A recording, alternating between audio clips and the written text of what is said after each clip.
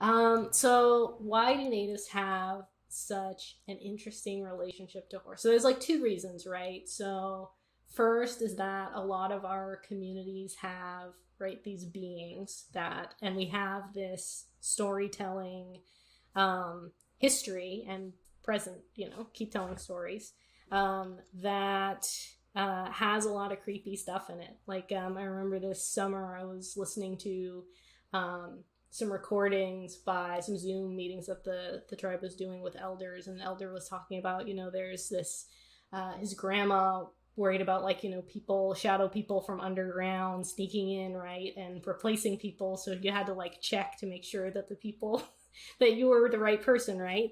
And there's all sorts of other stories like that that exist across tribes, right? And then the other thing is that a lot of us have encountered really horrifying things that, in many ways,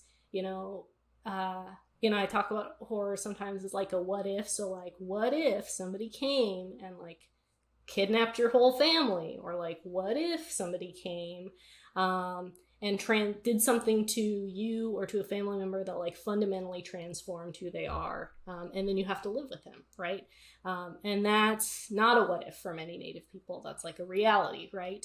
And then I think, another reason is historically, at least for me, and I've told this story before, is that there isn't a lot of Native representation in horror, but there are stories that if you kind of read them sideways enough, you can identify with certain characters, and sometimes those characters are the monsters in horror movies. So right when I was younger, when I watched Alien, I was like, wow, Ripley's such a badass, great heroic, lady figure. But as I grew up and started to think about my indigeneity in different ways, I was like, man, I'm kind of more like the xenomorph, right? Because it's like a native matriarch protecting land that is being invaded by a colonizing force.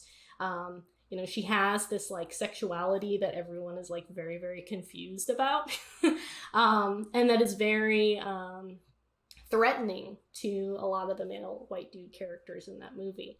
So I think, it's a combination of factors of already having these stories in our communities, and then it's a sort of affinity based on having to engage creatively with the media representation that we're given.